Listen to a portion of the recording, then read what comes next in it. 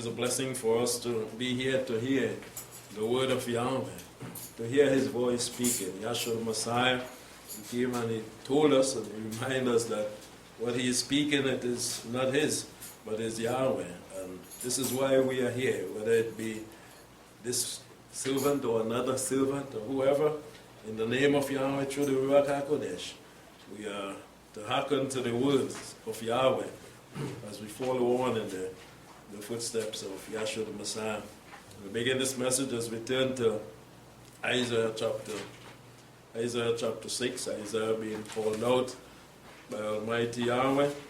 His name means Yahweh saves, and he was sent to Israel and Judah to do a work to remind them that Yahweh is Elohim and there is none like unto him. And not only them, but each individual on this planet Earth must turn and do what is right if they are to live forevermore with Yahweh, because according to the scriptures, one day Yahweh is coming to judge.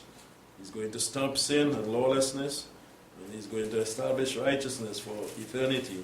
And only those that have entered and remain in the covenant will go into eternity with him.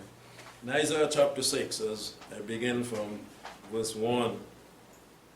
In the year that King Uzziah died, I saw Yahweh sitting upon a throne, high and lifted up, and his train filled the temple. Above him stood the seraphim. Each one had 6 wings. With 2 he covered his face, with 2 he covered his feet, and with 2 he did fly. And one cried to another, saying, Holy, holy, holy is Yahweh of hosts. The whole earth is filled with his glory. And the foundation of the thresholds shook at the voice of him that cries, and the house was filled with smoke. And I said, Woe is me, that I am undone, because I am a man of unclean lips, and I dwell among a people of unclean lips. For my eye have seen the King, Yahweh of hosts. Then one of the seraphim fled to me, having a live coal in his hand, which he had taken with a thorn from off the altar.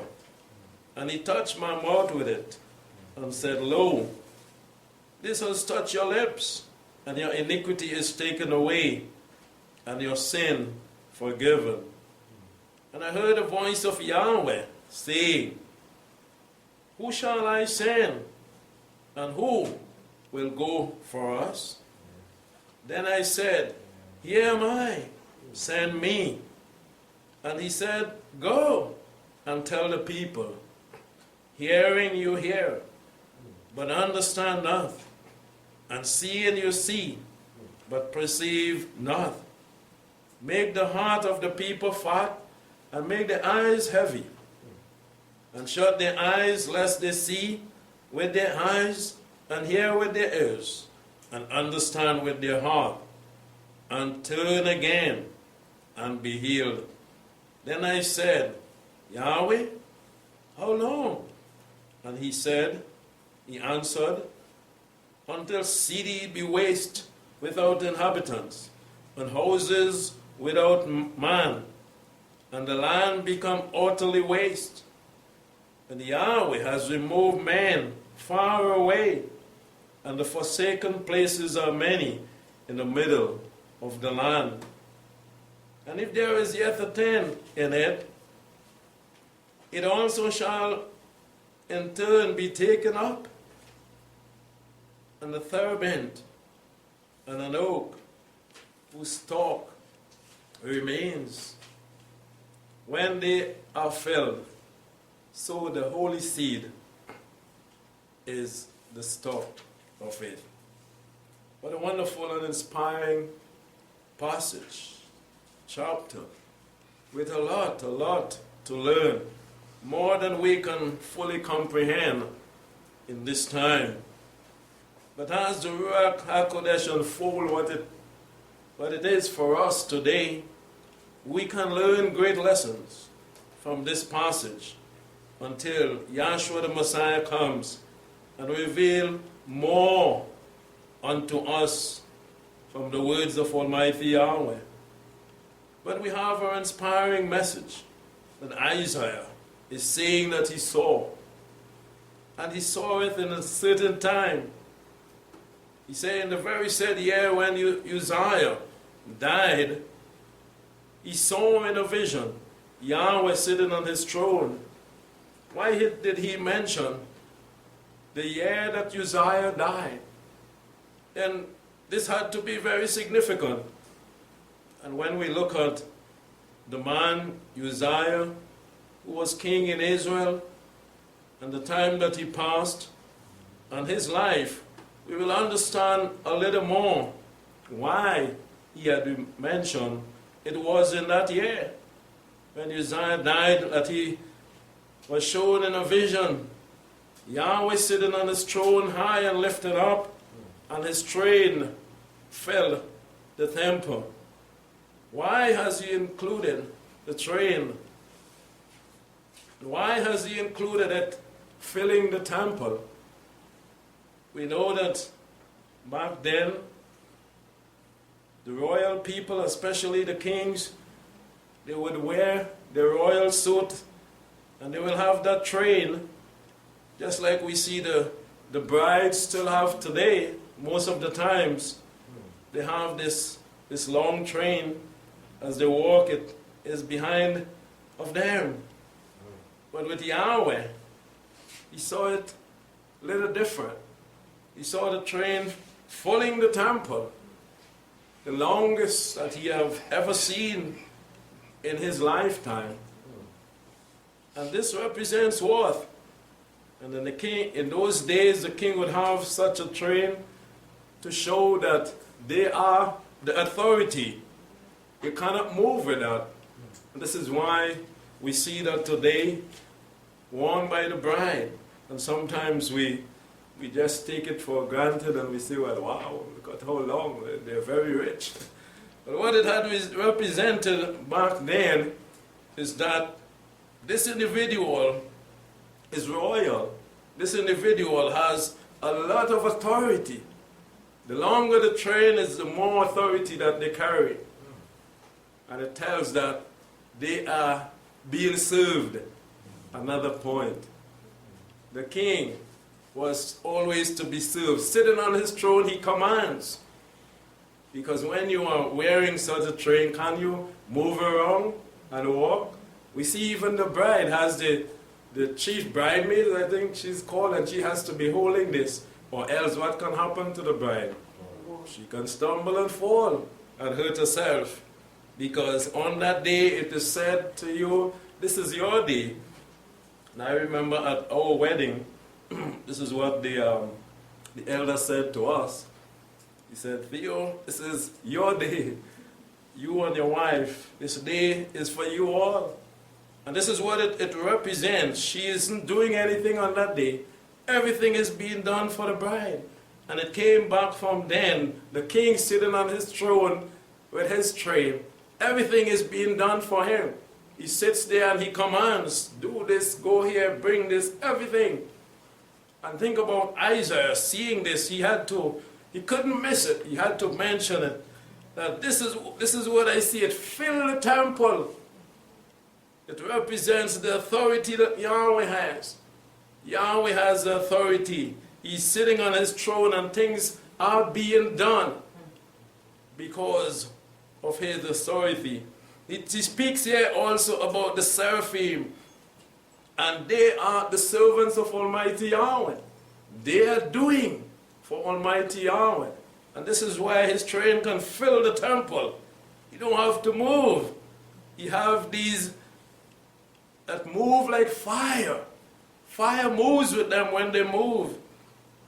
Above him, this is what he saw, stood the seraphim, and they have wings, and their wings represents something. 6 wings with 2. He mentioned here their faces. He covered his face. What does that represent? They couldn't actually look upon Yahweh. Even though they were angels and seraphim, very high angels, being that close to Yahweh, they couldn't even look or stare upon Yahweh. They know who he is, they know what he's about, but it wasn't about staring. Did Hasatan did that? Maybe. This is what he did, maybe. Take a peek at Yahweh and say, wow, I want to be like you. I want to be on the throne too. I want to be beautiful like you and powerful like you. I want my train to fill the temple also. The seraphim had not that privilege. 2 of their wings covered their face as they look over Yahweh. With 2, they covered their feet, which represents what? Humility. This is what Yahshua did when he came. He went down, he bowed before them, he washed their feet. Anything to do with the feet represents the lowest part of man. Humility. They were very humble. They had to be, and Hasatan was not. This is why he was cast out. He was not. All these are signs to show that how humble even the angels are to be before Almighty Yahweh. 2 covers the feet, and with 2 they did fly. The other 2 is what they used to do what? The work of Almighty Yahweh. How awesome as he revealed these things to us, that we can understand how great is Yahweh. And what he has created, they are his creation. The seraphim, the angels. They are Yahweh's creation like we are. And yet they must humble themselves before him. They cannot stare at Yahweh in his eye. They cannot do as they please, because Yahweh has said it so. In that order that they must follow at all times. One cry to another, you see, and said, holy, holy, Kodesh, Lekadosh, Lekadosh, Le Yahweh Sabaoth, Yahweh of hosts. Yes, he is that mighty one that is the greatest that Isaiah saw and heard. Even the seraphim is worshiping Yahweh and saying how great Yahweh is.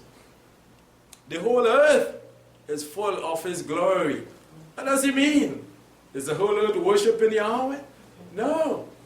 The whole earth bowing and paying tribute to him, honoring him, obedient to him? No. The whole earth is full of his glory. When we look around, we can see what Yahweh has done, his works, his glory. This is what he's speaking about. Creation, the whole earth. Wherever we go in this universe, we can see how great Yahweh is. And this is why he made these things, because he is glorious, and he made beautiful things. Certain part of the earth you will go and you will, wow. People visit, tourists goes to certain part of the earth just to see the wonder-working power of Yahweh. They don't acknowledge it, but it's his glory. We see it sometimes, even around us. Wherever you are in this world, you can see the glory of Yahweh. We didn't see the train filling the temple, but we can look outside and see the skies, the clouds, the sunshine, the air, and we can understand what Isaiah is saying and what he saw. How great is Yahweh. And the foundation of the threshold shook at the voice of that he that cries. Power in heaven because of the holiness of Yahweh. And the house was filled with his smoke. This is what he saw in a vision. To show him how great is Yahweh. When Yahweh speaks, man shouldn't stand up like that and look him in the eye or in his face or feel that they are more than him. Isaiah did not. He said, woe is me. I'm dead to see these things. And today when someone here, remember the Shabbat to keep it holy. Oh, that's done away with Yahweh. My name is Yahweh. Oh, call him anyhow Yahweh. Isaiah didn't do that. And he said, woe is me. I'm in trouble. I must stop. Yeah, I've been using Yahweh's name before. I know he is great, but wow. Is it all of this? It's so long as his strength. It's so great as his power that even the seraphim them have to bow and cannot look on him? And then, who is me? I've been calling on Yahweh all the time, thinking he is just the mighty one. Woe is me, for I am undone then. I am nothing. I thought I'd been, because I am a man now of unclean lips. What have I done? Look at what I'm seeing here. As they cry, holy, holy, holy. I thought Yahweh was holy. But he's 3 times holier than I can ever become. Wow. I'm a man then of unclean lips. And I dwell among people of unclean lips. Look at where Yahweh dwells. He's saying, look at. Wow. He was blessed to see that in a vision. My eyes have seen the King. I was blessed to see Yahweh in a vision. Yahweh Sabaoth.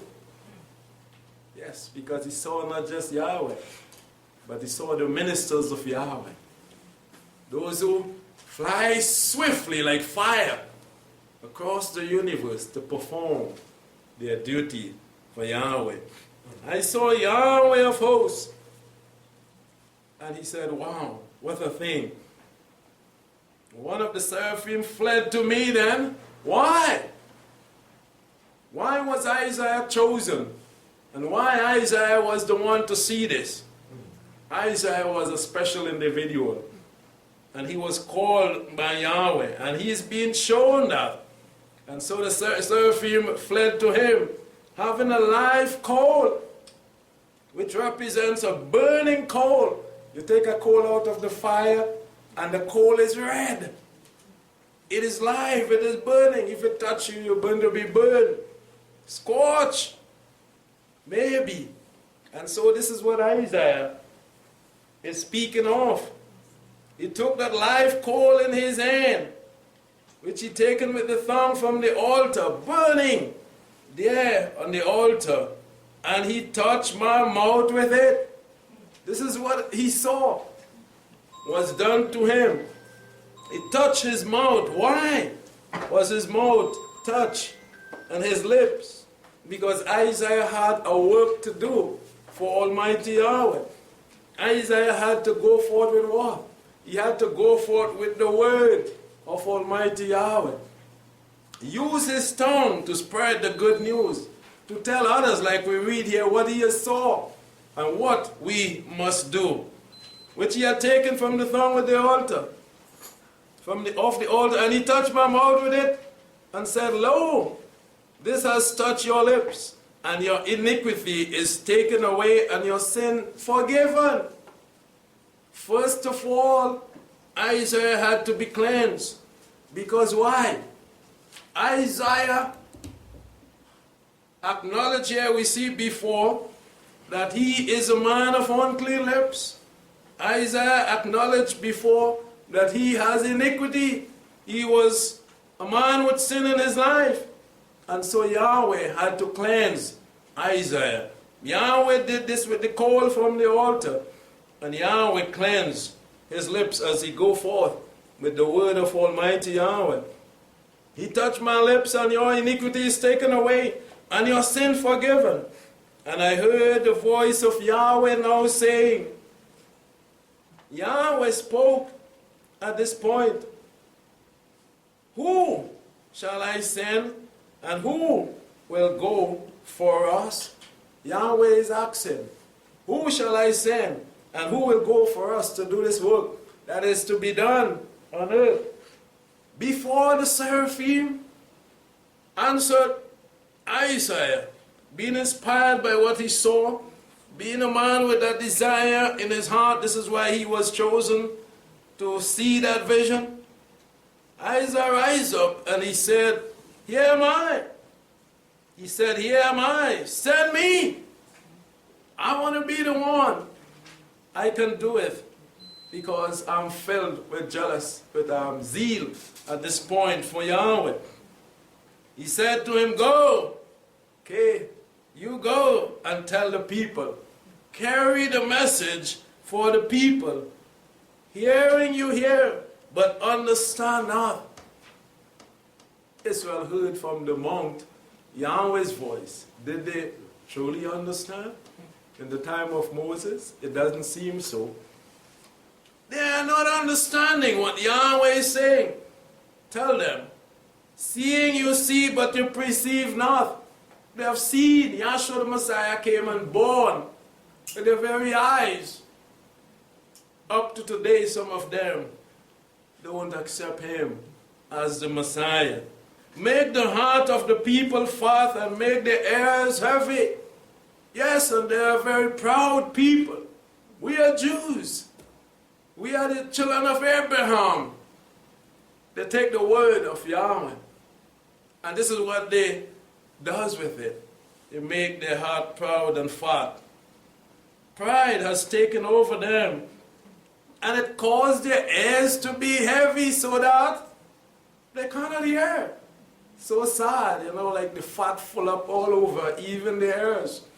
But they cannot hear the word of Yahweh. And it caused their eyes also to be shut, to be blind. Lest they see with their eyes, and it is Yahweh and allowing it to be so. And he tells us in many places why. Until the fullness of the Gentiles have come. They were not faithful in the beginning. And Yahweh has said it. I would call others who are not my people. I will do that. And his word will not go void.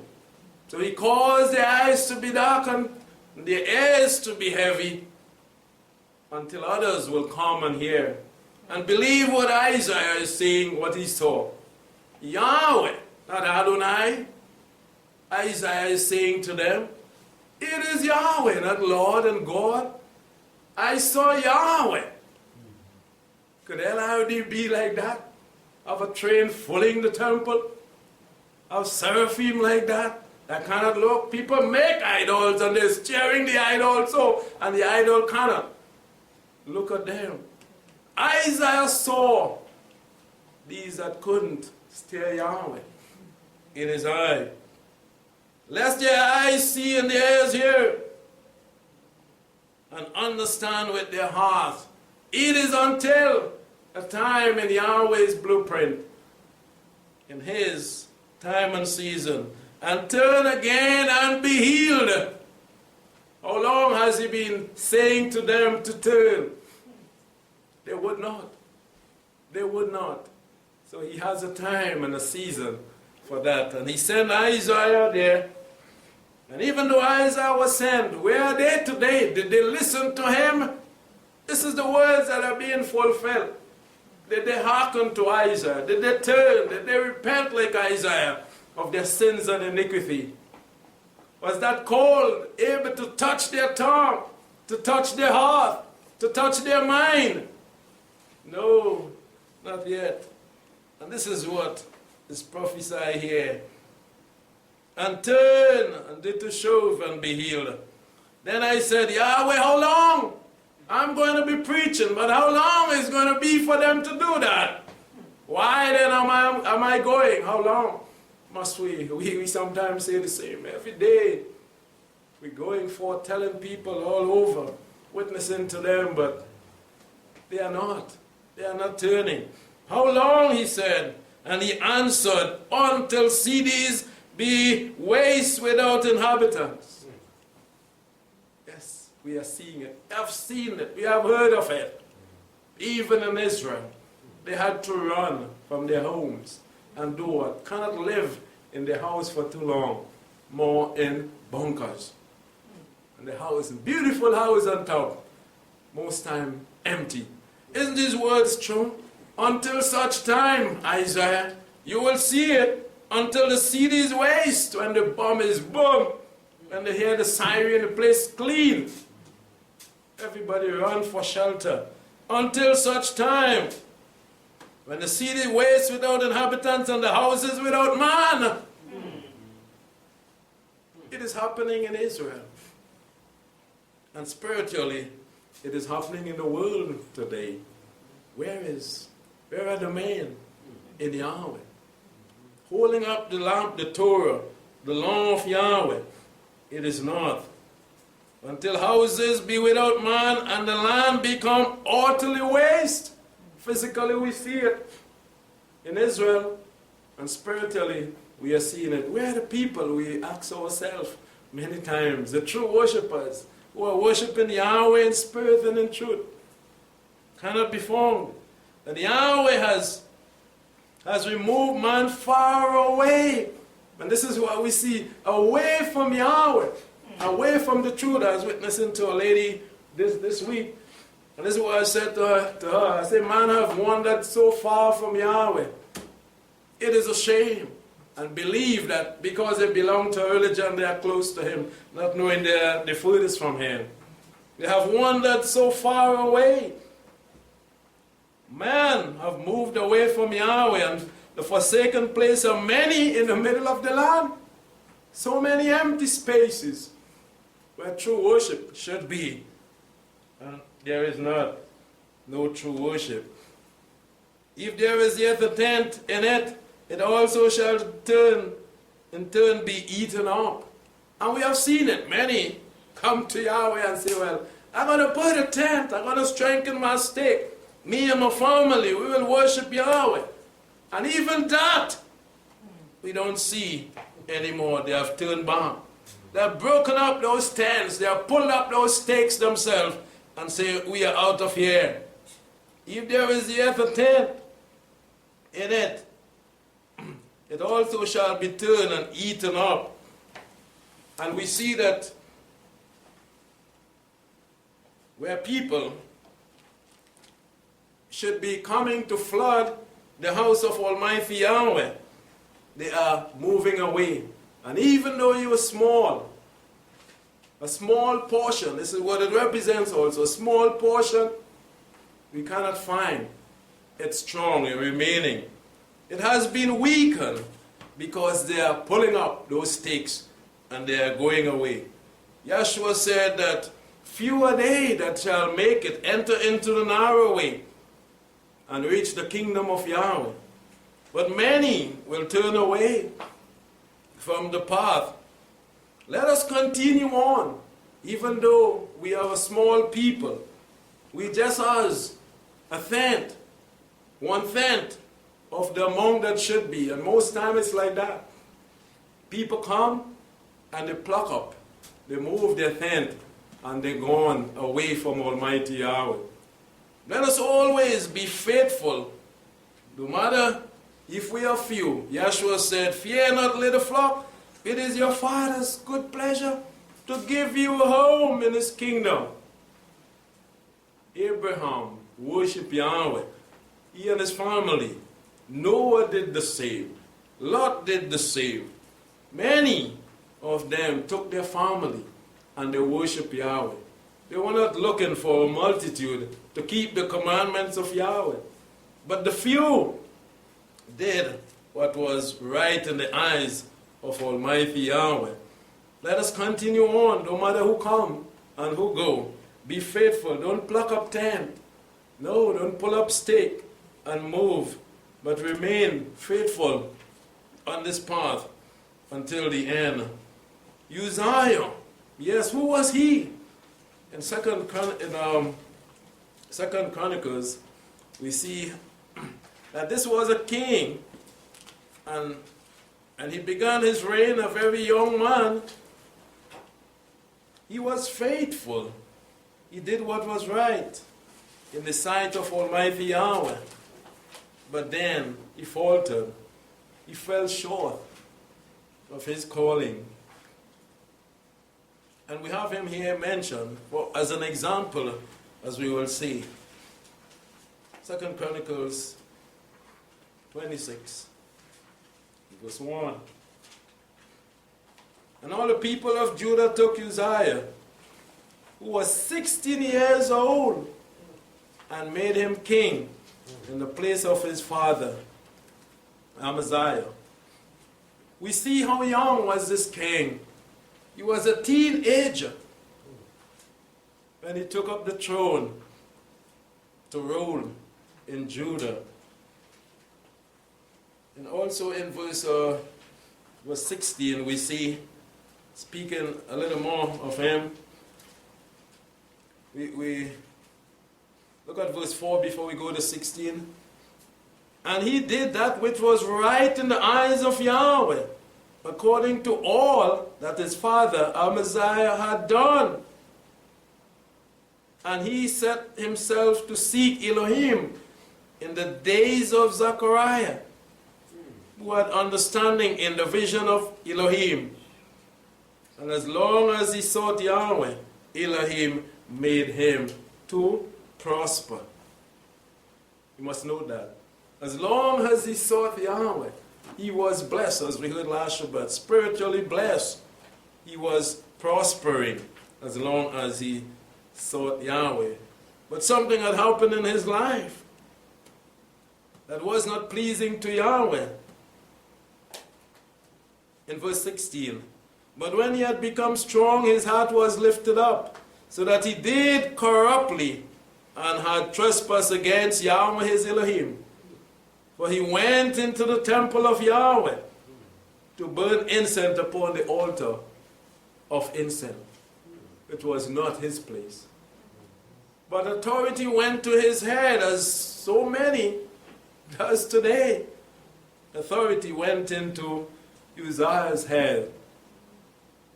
And Azariah the priest went in after him, the one that was priest at that time in that day, and the others with him who had the charge of going into and burning upon the altar, saw what he did.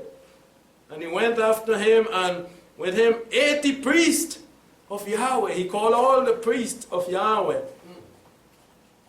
with him, and were violent men. And they withstood Uzziah the king, and said to him, is it not for you, Uzziah, to burn incense to Yahweh, but to the priest, the son of Aaron, that are consecrated to do that? You know that.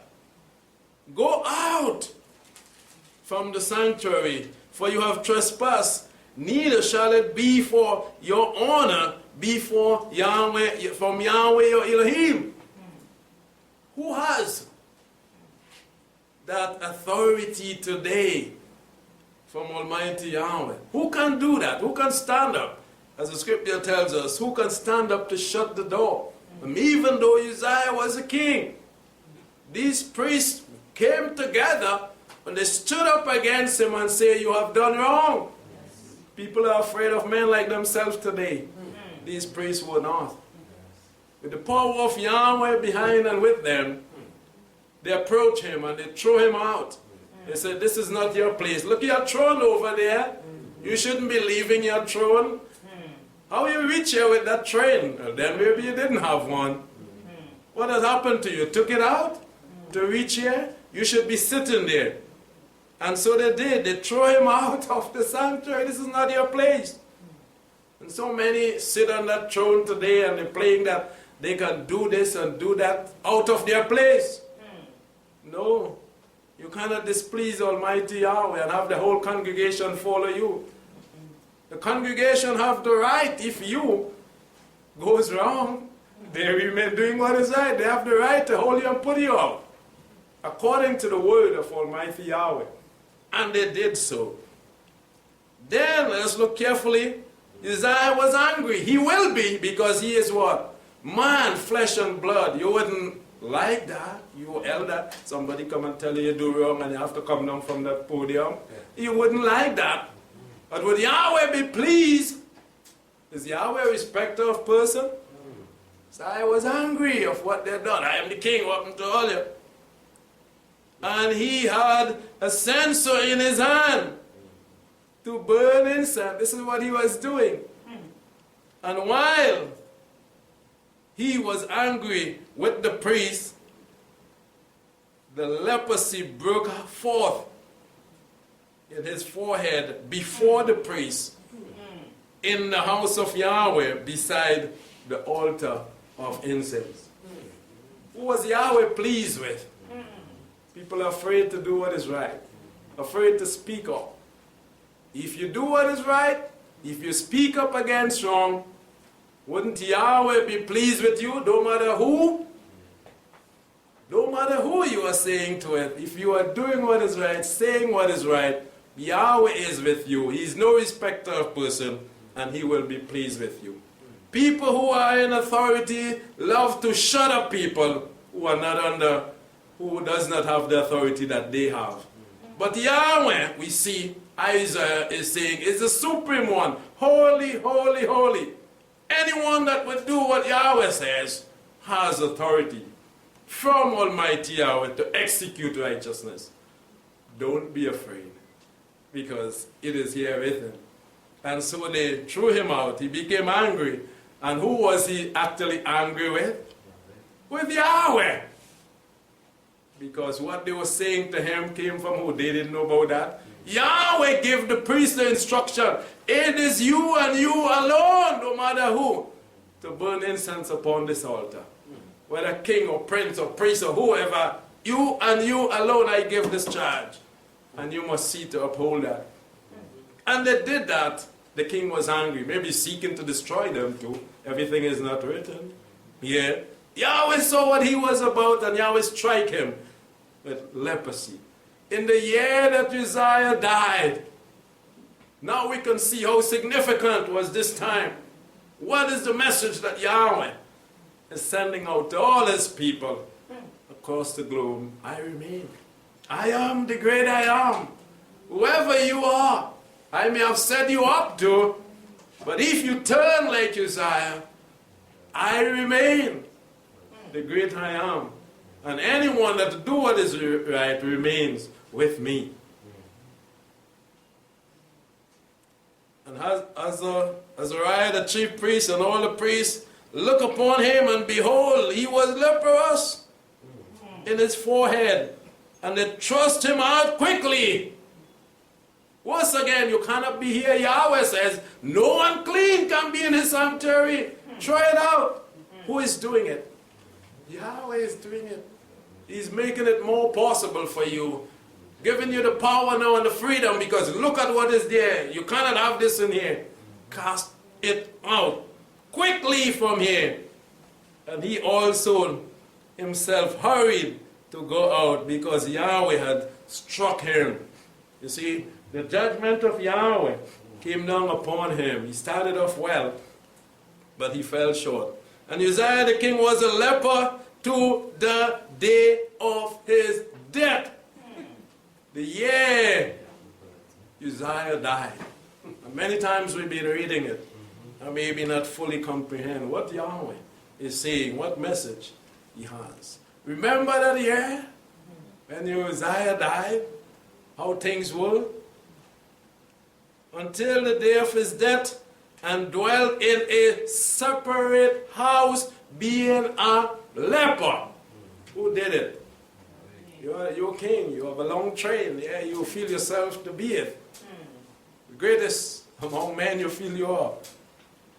You remain shut up in a house because you are a leper. You cannot come around the average people. For he was cut off from the house of Yahweh. No respecter of person. And Jotham, his son, was over the king's house, judging the people of the land. This month represents the month of judgment.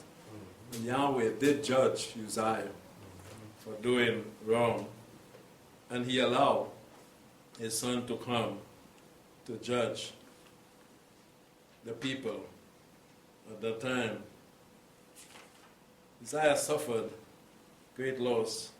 Look what he said. And the rest of the ark of Uzziah says, all things are not written, but all that he did, Yahweh has it in record. Isaiah first and last, Isaiah the prophet, the son of Amos, has written. So Uzziah slept with his father, and they buried him with his father in the field of burial, which belonged to the kings. And they said, he is a leper, and Jotham, his son, reigned in his place. In this year, Yahweh showed to Isaiah reminding him of who I am. Isaiah had great fear. Isaiah understood how important it was to fear Yahweh and keep his commandments, to do things right, and to please Almighty Yahweh. When he said, "Here am I, send me," remember, you have heard and seen this in the year that Uzziah died. And he died because he was not faithful. Isaiah, you must be faithful. You are called to be faithful. In chapter 5 of Isaiah, we see mentioned here again some things very important.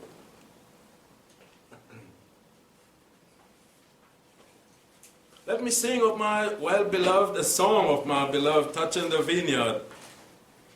My well-beloved had a vineyard in a very fruitful land, and he dug it and gathered out the stones of it and planted with the choicest vine and built a tower in the middle of it, and also hewed out a winepress in it, and he looked that it should bring forth grapes, and it brought forth what?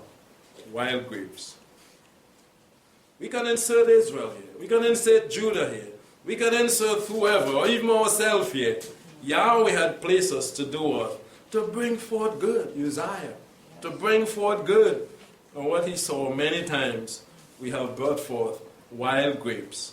We must pray that the call come from the altar today, spiritually, and touch us and cleanse us, and make us what we ought to be, well-pleasing to Yahweh, as Isaiah.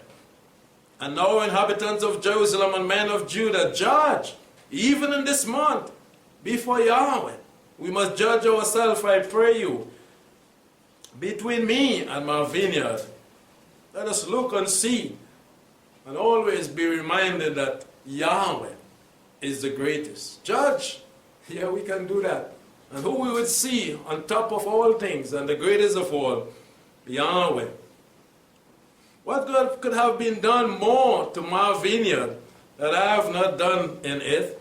Why, when I look for that it should bring forth grapes, it brought forth wild grapes? And how will I tell you what I will do to my vineyard?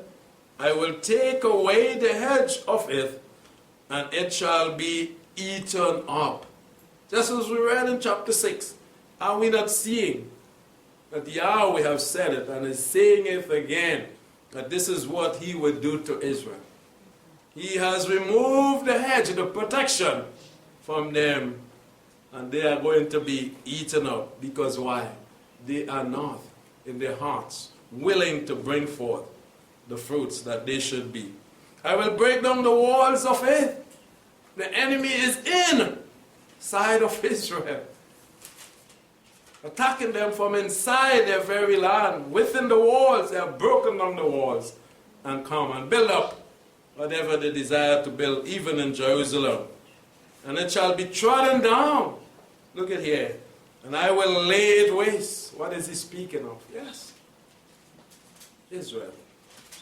It shall not be pruned nor hoed, but there shall come up briars and thorns, and will also command the clouds that there rain no rain upon it. No blessing upon those who have rejected Almighty Yahweh. For the vineyard of Yahweh of hosts is the house of Israel. They have wandered away. And the man of Judah, his pleasant plant. And he looked for justice, but behold what? Oppression. For righteousness, but what? A cry. Away with Yahweh. Away with Yahweh. And they call on Adonai, another mighty ones. Today we must remember, not just physically, but spiritually, the year that Uzziah died. What occurred there. When man forsake Yahweh, do things to please themselves, they suffer loss, and they become lepers. In the eyes of Almighty Yahweh, they were cast out. Let us be like Isaiah. Let us beg through repentance that our iniquity be moved, that the coal come from the altar of Yahweh and touch us and cleanse our heart, our minds, our thoughts in this month so that we may be faithful unto Almighty Yahweh until the end. In 2 Kings also, as we look at a few verses there before we press on. 2 Kings 15.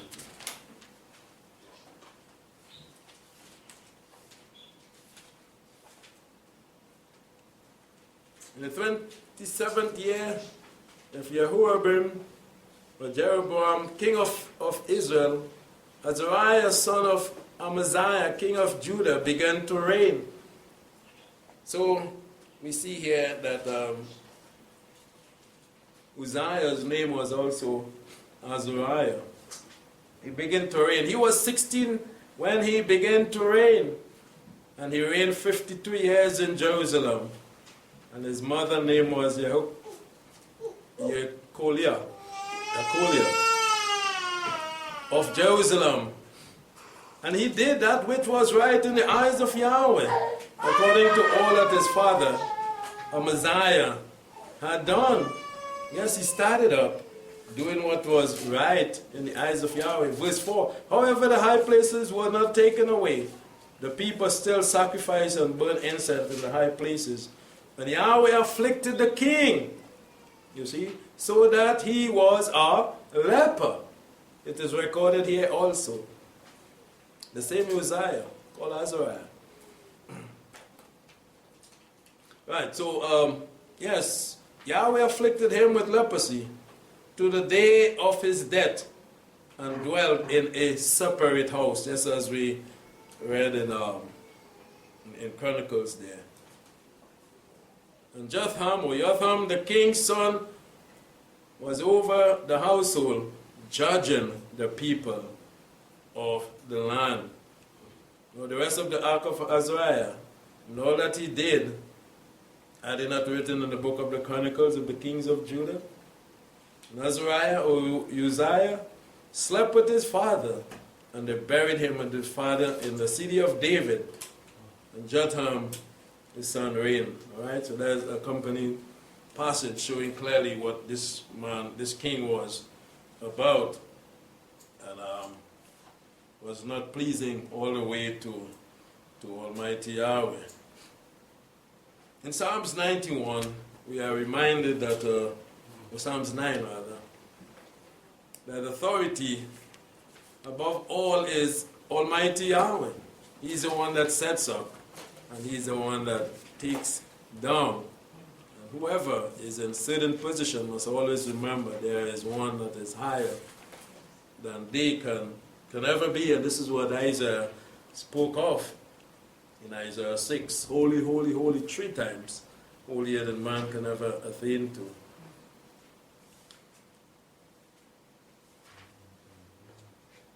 So Yahweh's throne, we know, is in heaven. And the throne represents authority. And who sits on a throne normally? A judge, a king, and one of that nature. And this is why it is mentioned, Yahweh sits on his throne. Psalms 9. I will give thanks to Yahweh with my whole heart. I will show forth all his marvelous work. I will be glad and exalt in you. I will sing praises to your name, O you Most High. When my enemies turn back, they stumble and perish at your presence. But you have maintained the right of my cause. You sit in the throne judging righteously. So yes, the throne represents a place from where judgment is sent forth. You have rebuked the nations. You have destroyed the wicked. You have blotted out their names, Olam le Olam, forever. The enemy has come to an end. This had happened to Uzziah. He became an enemy of Almighty Yahweh, to Pharaoh and to others that were enemies of Almighty Yahweh. They are no more around. They have come to an end. They are desolate forever, some of them. And the cities which you have overthrown, and very remembrance of them has perished. But Yahweh, you see, that's a different. This is what Isaiah saw and spoke of. sit as king forever. Olam. How great, how long is his train to show his authority and his power. There is none that can change that. Yahweh sit as king forever. He has prepared his throne for judgment. This is what Yahweh is about. There is no other as great as him. No one can judge Yahweh. No one can do anything to Almighty Yahweh. Yahweh can make a man a leper. He can take down. He can put man to his lowest place, the grave. And this is what we are reminded of in Isaiah chapter 6, that he's sitting on a throne and his train fills the temple. Who has such? Who has such? Never heard of Yahweh and Yahweh alone. In Psalms 11, right there, verse 4, Yahweh is in his holy temple. Again, Yahweh, his throne is in heaven. Who has such a throne? No king. A king is not to lift himself above Almighty Yahweh. Because Yahweh's throne, yes, a king have a throne, but it is not in heaven. It is on earth. It could be burned up. It could be taken over. It could be destroyed. His eyes behold, his eyelids try the children of men. That's the power of Yahweh. Yahweh tries the righteous, but the wicked and him that love violence, such as Uzziah became, he hates. That's so. He so hates. Upon the wicked he will rain what? Snare. Fire and brimstone, burning wind, judgment. This month it's reminding us the year Uzziah died. Yahweh, judge. Yahweh is able to. Fire and brimstone, the burning wind shall be the portion of their cup. We are today being reminded of that. If we do like Uzziah or any wrong at all, this is what Yahweh has in store for those who do such. But Yahweh is righteous. Nadab and Abihu, remember. They were priests of Yahweh. They did what was wrong. They suffered loss. They pay a hefty price. For Yahweh is righteous, and he loves righteousness. The upright shall behold his face. Isaiah said, woe is me. I've seen these things. If you are upright, if we are upright, you will see Yahweh, especially one day. We are seeing his glory. We see all that he is about, from his word to his work. One day we shall see his face. In Daniel 7:9-14 tell us of his throne of judgment. Daniel understood that Yahweh is judge because why? His name means that. The judge of all.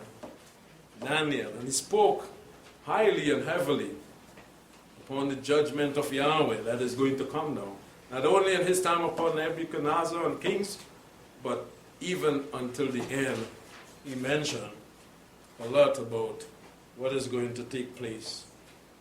In Revelation chapter 4, we see John was shown by Yeshua, the Messiah, things that are to come to pass, the judgment of Almighty Yahweh. And after these things I saw, and behold, just like Isaiah saw, the door opened in heaven. He was able to get a peek there. And the voice that I heard was a voice of trumpet speaking with me, and one saying, come up here, and I will show. Isaiah was blessed to see also in a vision like John the things that must come to pass. Immediately I was in the Spirit, and behold, there was a throne set in heaven, and one sitting upon the throne. And he that sat looked like a jasper stone, and a sardis. And there was a rainbow for beauty all around the throne, like an emerald to look upon. And all around the throne, there were 24 thrones, and upon those thrones I saw 24 elders sitting, arrayed with white garments again, and on their head crowns of gold. The white represents what? The righteous are. Just like I mentioned of the bride, and the bride had the trail also. He's seeing similar things that Isaiah saw. And out of the throne proceed lightning and voices. The lightning is what? The seraphims. They are coming from the throne of Yahweh. This is what he saw when they are sent forth by Almighty Yahweh. Voices and thunder. Again, they are able to speak, to do the work of Yahweh.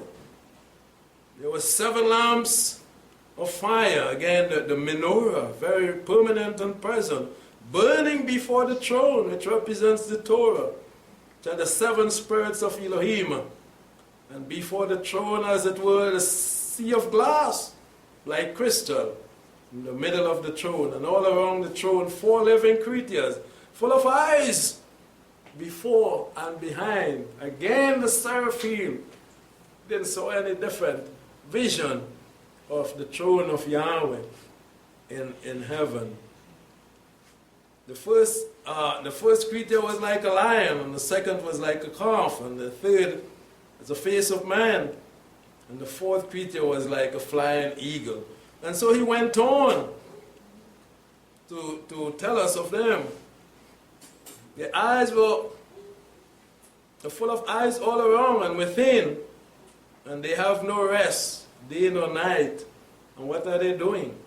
They are saying holy, just like Isaiah heard and saw. Holy, holy, holy, before Yahweh is Yahweh, El Shaddai, who was and who is to come. There is none other as great as Yahweh. He's 3 times holier than we can ever attain to. The title of the message is Our Holy Calling. And we are called to be holy. Yahweh is 3 times holier, the highest, the holiest, in the highest degree. This is what holy, holy, holy represents. The holiest in the highest degree. And we are called to be holy in Leviticus chapter 20, verse 7. Yahweh is holy, and we must be holy. Leviticus 19, 2.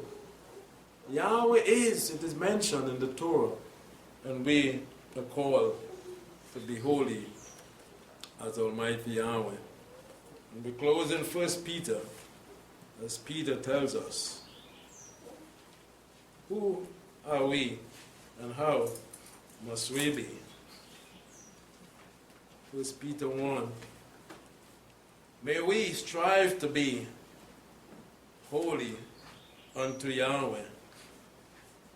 Yahshua the Messiah was. And Isaiah saw Yahweh, and he had a coal from the altar to cleanse him.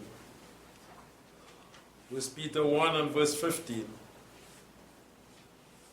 But like as he who called you is holy,